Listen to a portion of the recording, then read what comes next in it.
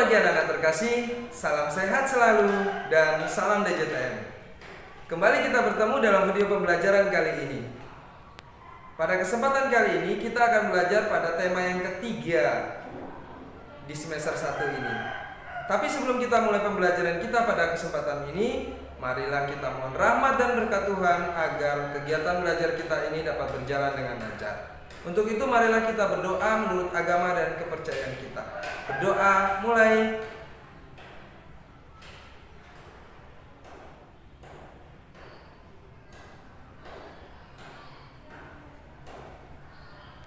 Berdoa selesai.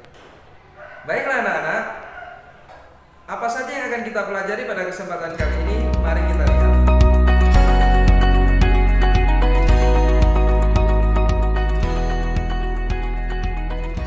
Baiklah anak-anak, coba anak-anak perhatikan. Kalian kenal tidak tokoh-tokoh ini?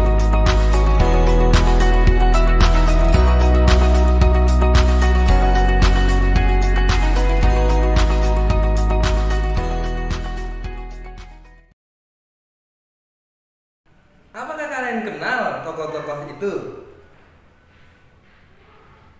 Mereka adalah tokoh-tokoh hebat. Mereka adalah penemu-penemu luar biasa di dunia. Coba kalian cari tahu apa saja yang mereka temukan. Baiklah, benda-benda yang mereka temukan itu ternyata berdampak luar biasa bagi kehidupan masyarakat. Terjadi perubahan sosial dan budaya di lingkungan masyarakat karena ada benda-benda yang ditemukan oleh tokoh-tokoh hebat tersebut. Kenapa bisa seperti itu? Perubahan seperti apa yang terjadi? Coba kita lihat. Contohnya adalah yang pertama, ketika kita perubahan sosial yang ditemukan itu menyangkut perubahan sikap, perubahan nilai, perubahan tata kehidupan dan masyarakat, perubahan perilaku. Contohnya adalah sebelum ditemukannya listrik, perilaku masyarakat itu untuk menerangi pada malam hari itu dengan menggunakan lilin atau lampu minyak. Setelah ditemukannya listrik, maka terjadi perubahan tingkah laku, perubahan perilaku, perubahan sikap. Yang sebelumnya menggunakan alat-alat tradisional untuk menerangi pada malam hari, sekarang sudah beralih, sudah berubah dengan menggunakan listrik, lampu untuk menerangi pada malam hari. Terjadi perubahan-perubahan. Sekali lagi perubahan yang terjadi adalah perubahan sikap, perubahan perilaku, perubahan sikap, perubahan nilai, dan perubahan tata kehidupan di masyarakat. Karena ada benda-benda benda-benda yang ditemukan oleh tokoh-tokoh hebat tersebut. Misalnya lagi adalah sebelum ditemukannya mesin cuci, masyarakat pada zaman dahulu itu menggunakan mencuci secara manual, menggosok di kali, digosok, disikat. Tapi sekarang tidak. Terjadi perubahan perilaku, perubahan tingkah laku, perubahan sikap dari menggunakan alat-alat tradisional beralih menggunakan alat-alat yang lebih modern. Komunikasi pada zaman dahulu sebelum ditemukannya HP, komunikasi orang itu secara langsung bertatapan muka. Kalaupun yang secara tidak langsung adalah berkirim surat, mengirim pesan. Tetapi sekarang berubah, terjadi perubahan sikap, perubahan tingkah laku, perubahan nilai-nilai dengan ditemukannya handphone. Jadi sekali lagi, dengan adanya penemuan-penemuan itu, maka secara otomatis terjadi perubahan pada lingkungan masyarakat. Perubahannya menyangkut sekali lagi perubahan perilaku, perubahan sikap, perubahan nilai, dan tata kehidupan masyarakat. Perubahan-perubahan itu biasanya terjadi dari kehidupan tradisional menuju kehidupan yang lebih modern. Jadi perubahan-perubahan itu beralih dari menggunakan alat-alat tradisional beralih menjadi menggunakan alat-alat yang lebih modern, atau berperilaku dengan cara-cara yang secara tradisional beralih ke cara-cara yang lebih singkat, efisien, dan lebih modern. Penyebab terjadinya perubahan-perubahan itu sekali lagi penyebabnya adalah karena adanya penemuan-penemuan baru di lingkungan masyarakat. Dan bisa jadi kalian adalah penemu-penemu berikutnya. Tetapi jika sekarang kalian tidak mau berusaha, tidak mau berjuang, bekerja keras, belajar dengan sungguh-sungguh, bisa jadi barang-barang, benda-benda yang nantinya akan kalian temukan jadi akan ditemukan oleh orang lain. Bapak berharap bahwa kalian adalah calon-calon penemu berikutnya. Jadi adanya benda-benda yang baru yang ditemukan menyebabkan terjadinya perubahan. Perubahan apa? Perubahan sosial dan perubahan budaya. Apa saja perubahan sosial dan perubahan budaya sudah kita bahas, yaitu perubahan tingkah laku, perubahan sikap, perubahan nilai, perubahan tata kehidupan masyarakat. Dalam hal transportasi, jadi dengan ditemukannya benda-benda baru, alat-alat transportasi yang lebih canggih, lebih efektif, lebih cepat, maka terjadi perubahan juga sosial budaya. Ya, kebutuhan kita akan alat transportasi semakin meningkat. Perubahan kita akan kebutuhan alat transportasi semakin meningkat.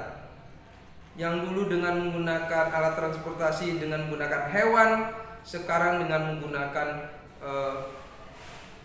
mobil, sepeda motor dan seterusnya.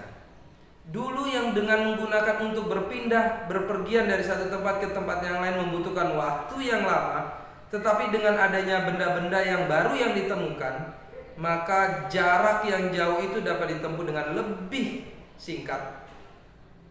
Ya. Perkembangan alat transportasi kita itu semakin maju. Pesawat terbang, kereta api, kemudian kapal laut dan seterusnya. Kalian tahu siapa penemu pesawat terbang? Mereka adalah kakak beradik kembar.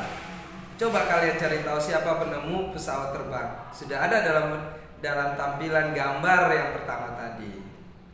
Oke. Sekali lagi, alat transportasi yang sekarang itu yang semakin modern karena ada perubahan ya. Jadi dari alat-alat tradisional beralih ke alat-alat yang lebih modern. Maka alat-alat transportasi yang sekarang itu menyebabkan kita berpindah dari satu tempat ke tempat lain dengan lebih cepat dan tidak membutuhkan waktu yang lebih lama. Jadi sebuah penemuan baru itu adalah sebuah fenomena, sesuatu yang dibicarakan oleh masyarakat. Sesuatu yang dibicarakan oleh masyarakat, maka muncul berita di mana-mana tentang penemuan-penemuan itu. Thomas Alva Edison, penemu bola lampu pertama, sempat menjadi buah bibir pembicaraan di semua majalah koran di Amerika, di Inggris pada saat itu. Nah, berita-berita koran tentang sesuatu yang menjadi fenomena itu disebut dengan teks atau bacaan eksplanasi. Nah, seperti apa teks eksplanasi itu? Teks eksplanasi itu adalah sebuah teks atau bacaan yang berisi informasi tentang sesuatu hal atau fenomena yang terjadi di masyarakat. Jadi sekali lagi, teks eksplanasi adalah teks yang berisi informasi tentang suatu hal atau fenomena yang terjadi di masyarakat. Sesuatu yang menjadi pembicaraan di masyarakat. Itu yang namanya disebut dengan teks eksplanasi. Kalau sekarang ini tentang COVID-19, jadi bacaan-bacaan tentang COVID-19 itu termasuk teks eksplanasi. Sesuatu yang menjadi fenomena, booming pada saat itu. Ya. Nah, sebuah teks eksplanasi itu kita bisa dapat topik permasalahannya dan simpulan dari teks eksplanasi. Jadi dalam sebuah teks eksplanasi itu terdapat permasalahannya dan ada kesimpulannya. Nah, topik yang dibicarakan dalam sebuah teks eksplanasi itu dapat kita lihat di dalam sebuah kalimat utamanya. Jadi dalam setiap paragraf itu ada topik apa yang mau dibicarakan, permasalahan. Nah, menentukan kalimat utama sudah kita bicarakan, kita sudah pelajari di tema sebelumnya. Mencari topik juga kita sudah bicara di tema sebelumnya. Jadi sekali lagi, topik dalam sebuah teks eksplanasi bisa kita lihat dalam kalimat utama di setiap paragrafnya. Nah, selain kita bisa mencari topik dan membuat kesimpulan, kita juga mencari topik, kita juga bisa membuat kesimpulan dari sebuah teks eksplanasi itu. Oke. Nah, kesimpulannya itu dengan cara sekali lagi kita baca teks itu secara keseluruhan, mencari informasi penting, membuat kesimpulan, kita sudah bahas ya. Oke. Selanjutnya, dalam sebuah teks eksplanasi itu ada strukturnya, ya. Untuk mencari informasi penting dari sebuah teks eksplanasi, kita masih menggunakan kata-kata tanya, adiksi mbak, apa, di mana, siapa, mengapa, di mana, dan bagaimana. Adiksi mbak, ya, mengapa. Jadi kita membuat pertanyaan-pertanyaan untuk mendapatkan informasi-informasi penting dari sebuah teks eksplanasi. Kita membuat pertanyaan-pertanyaan. Nah, teks eksplanasi itu bertujuan untuk memberikan penjelasan kepada pembaca mengenai proses terjadinya sesuatu. Jadi fenomena terjadi sesuatu itu di dalam teks eksplanasi dijelaskan. Jadi sekali lagi, tujuan teks eksplanasi itu adalah menjelaskan kepada para pembaca mengenai proses terjadinya sesuatu. Misalnya Thomas Alva Edison menemukan bola lampu. Dalam teks eksplanasi itu dijelaskan mengapa, misalnya mengapa dia menemukan, bagaimana proses dia menemukan bola lampu itu, dan apa manfaatnya bagi lingkungan masyarakat di sekitarnya pada saat itu. Nah, dalam sebuah teks eksplanasi terdapat strukturnya, ya, struktur teks eksplanasi. Ya, ada 3 struktur teks eksplanasi. Coba diingat baik-baik. Yang pertama adalah dalam sebuah teks eksplanasi pasti ada pernyataan umum atau pembukaan. Dalam sebuah teks eksplanasi pasti ada pernyataan umum atau pembukaan. Yang kedua itu berisi deretan penjelas. Ya, jadi pernyataan umum itu berisi informasi awal mengenai apa yang dibicarakan. Deretan penjelas atau isi.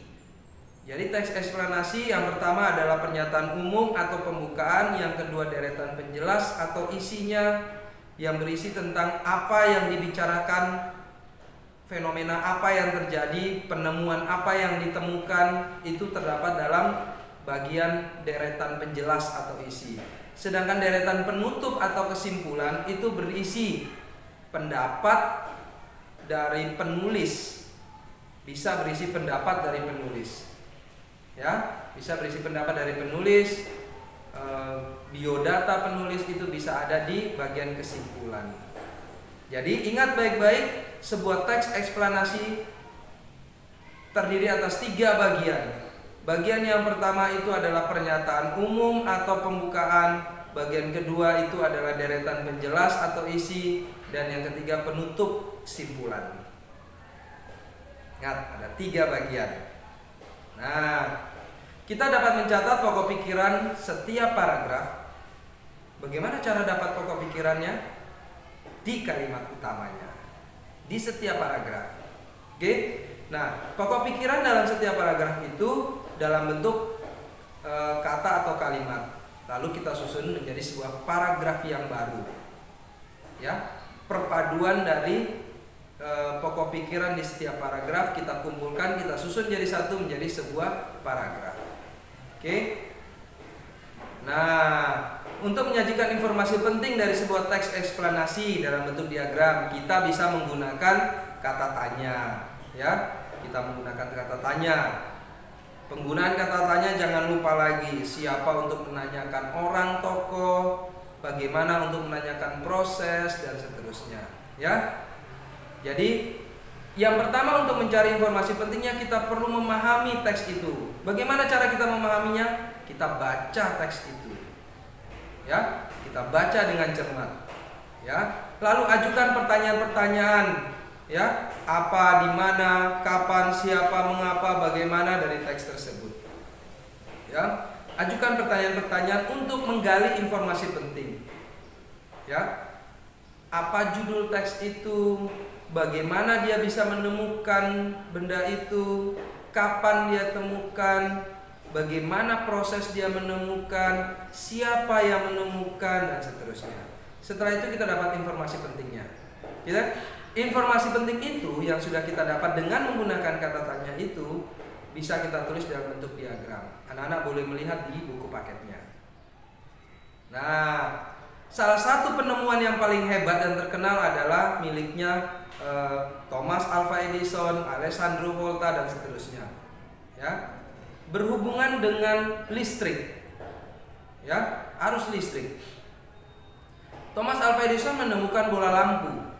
Arus listrik yang dihasilkan itu bisa membuat sebuah bola lampu berpijar untuk pertama kali berpijar dalam jangka waktu 8 jam saja. Jadi lampu pertama yang ditemukan oleh Thomas Alva Edison mampu menyala selama 8 jam saja. Setelah itu mulai diperbaiki hingga sekarang modelnya semakin beragam, kemudian jenisnya, mereknya semakin beragam, dan seterusnya. Nah, arus listrik itu dihasilkan oleh sebuah pembangkit listrik. Jadi arus listrik dihasilkan oleh pembangkit listrik. Seperti apa contohnya pembangkit listrik yang ada? Nanti kita lihat. Oke. Nah, energi listrik itu bisa mengalir melalui kabel-kabel. Ya. Kemudian itu kita harus menyebutnya dengan arus listrik. Nah, arus listrik itu mengalir pada sebuah rangkaian listrik. Arus listrik mengalir pada sebuah rangkaian listrik. Nah, rangkaian listrik itu terdiri atas beberapa hal. Ya, rangkaian listrik terdiri atas beberapa hal. Yang pertama itu adalah baterai. Baterai itu adalah salah satu contoh sumber energi listrik. Sumber energi listrik adalah semua benda yang bisa menghasilkan listrik. Dan baterai adalah salah satu sumber energi listrik yang paling kecil. Baterai adalah sumber energi listrik yang paling kecil. Jadi baterai berfungsi sebagai sumber energi listrik. Dalam sebuah rangkaian listrik, baterai berfungsi sebagai sumber energi listrik. Yang berikutnya adalah kabel atau penghantar. Dia yang bertugas berfungsi untuk menghantarkan, berfungsi sebagai konduktor. Konduktor adalah benda yang dapat menghantarkan listrik dengan baik. Kabel berfungsi untuk menghantarkan arus listrik dari sumber energi listrik. Tetapi biar aman, maka kabel ini dibungkusi oleh benda isolator. Benda isolator adalah benda yang tidak dapat menghantarkan listrik dengan baik. Contohnya adalah karet pembungkus kawat tembaga yang ada di dalam kabel itu. Jadi logam termasuk konduktor, artinya dia mampu menghantarkan listrik dengan baik. Air termasuk penghantar listrik yang baik. Jadi hati-hati anak-anak ketika menggunakan tangan atau kaki anggota tubuh, terutama tangan ketika basah. Hati-hati ketika menggunakan alat-alat listrik, karena kandungan air itu mampu menghantarkan listrik dengan baik.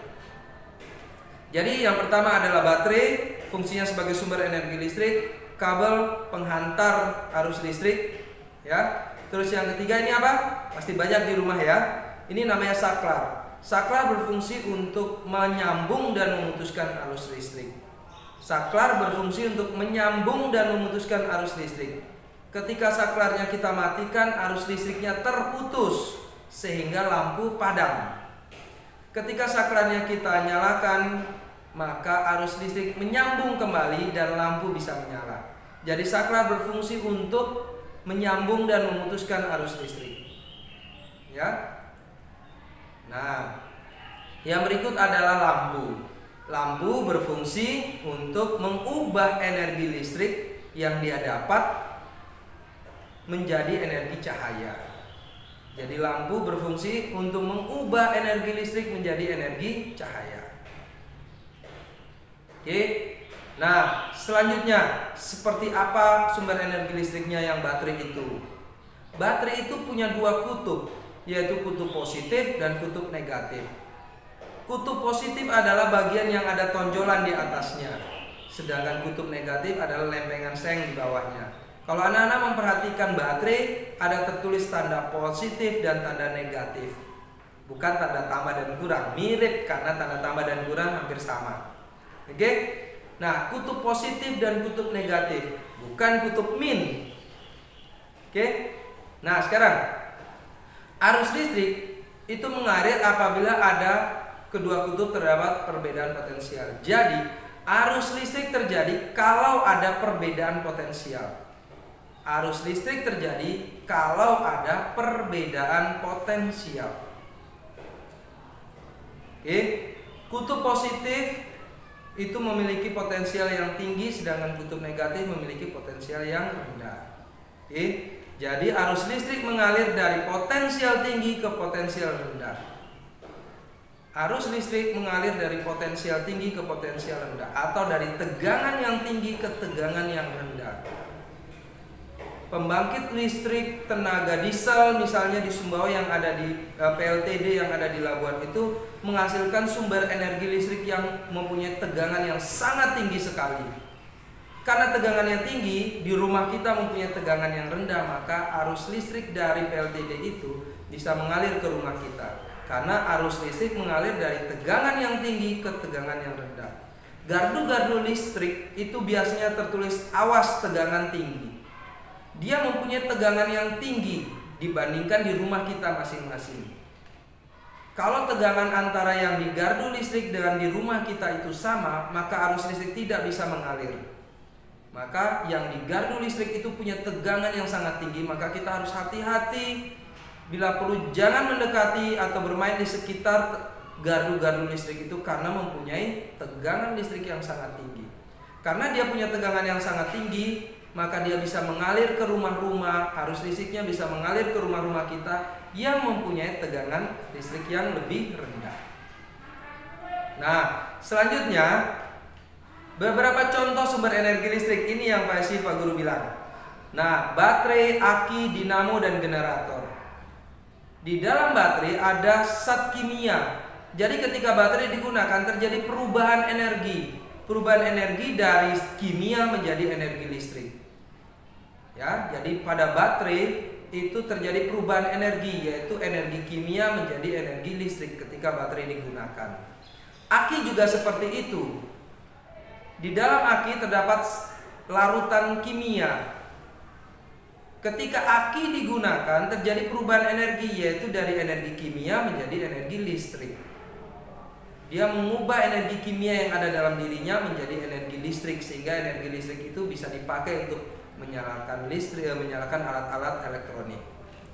Tetapi perbedaannya adalah dalam baterai dan aki sama-sama ada zat kimia di dalamnya. Perbedaannya adalah baterai jika sudah habis maka dia tidak bisa diisi kembali, kecuali beberapa baterai khusus, misalnya baterai handphone. Tetapi baterai pada gambar ini tidak bisa diisi kembali jika sudah habis. Perbedaannya pada aki adalah jika dia sudah habis energi listriknya bisa diisi kembali dengan cara di-strum atau air akinya ditambahkan. Jika air akinya sudah ditambahkan lalu dia di-strum kembali, maka terjadi perubahan energi yang berbeda. Dari energi listrik ketika aki digunakan, perubahan energinya yang terjadi adalah dari energi kimia menjadi energi listrik. Berbeda ketika aki di-strum, dicas. Perubahannya adalah dari energi listrik berubah menjadi energi kimia. Ingat perbedaannya, ketika aki digunakan terjadi perbedaan dari terjadi perubahan energi dari energi kimia menjadi energi listrik. Tetapi ketika aki dicas atau di-strum, perubahannya yang terjadi adalah dari energi listrik menjadi energi kimia. Begitu juga dinamo.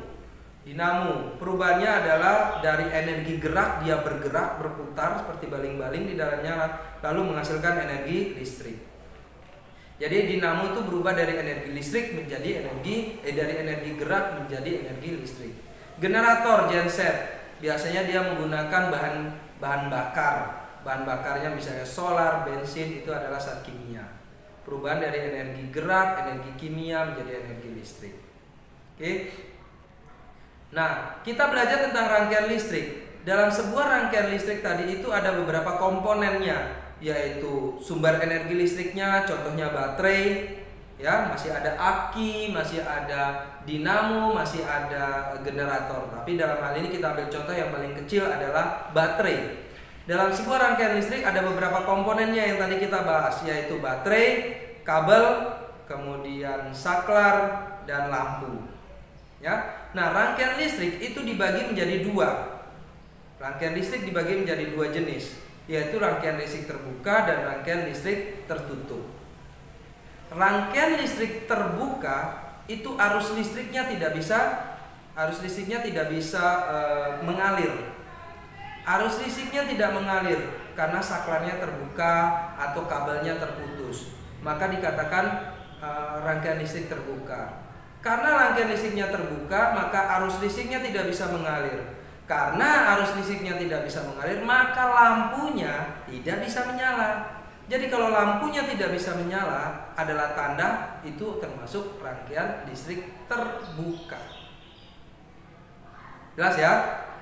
Nah, sedangkan rangkaian listrik tertutup itu adalah rangkaian listriknya di mana semua bagian itu saling menyambung, berhubungan, terhubung. Tidak ada yang terputus. Saklarnya terhubung, kabelnya tidak ada yang putus, maka arus listrik bisa mengalir. Arus listrik bisa mengalir, maka lampu bisa menyala. Arus listrik mengalir, ingat tadi, arus listrik mengalir dari tegangan yang tinggi ke tegangan yang rendah, atau dari potensial tinggi ke potensial rendah, atau dari kutub positif menuju kutub negatif. Jadi, fungsinya kabel itu adalah menghubungkan kutub positif pada baterai ke kutub negatif pada baterai itu. Jadi, kalau tidak terputus, tidak terhubung, maka arus listrik tidak bisa mengalir. Nah, pada rangkaian tertutup itu dibagi lagi menjadi beberapa bagian. Rangkaian tertutup dibagi menjadi beberapa bagian. Yang pertama itu adalah rangkaian seri, yang kedua adalah rangkaian paralel. Ya, rangkaian seri dan rangkaian paralel. Rangkaian seri seperti ini gambarnya. Nah, rangkaian seri disusun secara seri, tidak bercabang. Oke, sedangkan ini adalah rangkaian paralel, dia disusun secara bercabang. Oke, seperti apa ciri-cirinya rangkaian seri dan rangkaian paralel? Kita bahas satu-satu, yaitu rangkaian seri dulu dalam subtema yang pertama ini. Ya, jadi yang jelas kita lihat ciri-cirinya itu dari gambar bahwa rangkaian seri tidak bercabang, rangkaian paralel bercabang. Masih ada ciri-ciri yang lain, nanti kita bahas. Sekali lagi ingat bahwa kutub positif harus ketemu dengan kutub negatif. Kalau terputus, maka dia tidak bisa terhubung, maka arus listriknya tidak mengalir. Baik, kita mulai dengan rangkaian seri. Oke, ciri-ciri rangkaian seri. Rangkaian seri tersusun secara berurutan. Coba kalau kita lihat pada baterainya, baterainya itu tersusun secara seri karena dia tersusun secara berurutan. Contohnya ada pada baterai pada senter. Baterai pada senter tersusun secara seri berurutan seperti itu. Nah, pada gambar ini bukan hanya baterainya, lampunya juga ternyata disusun secara seri atau disusun secara berurutan. Ya. Nah, yang kedua adalah rangkaian seri ini tidak bercabang. Ciri yang ketiga yang menjadi tanda adalah jika satu lampu kita lepas, maka lampu yang lain itu akan ikut padam. Kenapa seperti itu? Karena ketika lampunya kita lepas, maka terjadi atau terbentuk rangkaian terbuka. Karena rangkaian terbuka, arus listrik tidak bisa mengalir sehingga lampu tidak bisa menyala. Jadi kutub positif tidak bisa ketemu kutub negatif karena salah satu lampunya itu sudah kita lepas. Jadi jembatan atau jalurnya itu terputus. Coba anak-anak perhatikan pada gambar. Jika satu lampunya yang terputus, maka arus listrik dari kutub positif tidak bisa sampai ke kutub negatif karena dia tidak bercabang. Oke. Pada rangkaian seri ini, ya, jika satu lampu padam, maka lampu yang lainnya ikut padam. Ini adalah ciri utamanya, ciri khususnya yang paling gampang dikenali. Selain bahwa alat listriknya, misalnya lampu atau baterainya disusun secara berurutan. Ya, jika lampu yang satu kita lepas maka yang lain ikut padam. Ya, jadi perhatikan itu. Baik, demikian pembelajaran kita pada kesempatan kali ini. Bapak berharap anak-anak tidak hanya mendengarkan penjelasan ini, tetapi juga menggali informasi dari berbagai sumber, dari buku paketnya, dari internet, dan dari berbagai macam sumber, agar pengetahuan kita semakin bertambah, semakin banyak, dan bisa jadi kalian adalah salah satu penemu berikutnya. Demikian pembelajaran kita pada kesempatan kali ini. Bapak berharap ada hal-hal yang belum dipahami, silakan menggali informasi dari berbagai sumber lainnya, bertanya kepada Pak Guru, dan sebagainya. Demikian pembelajaran kita. Tetap jaga kesehatan dalam kondisi seperti ini. Salam sehat selalu dan salam DJTN.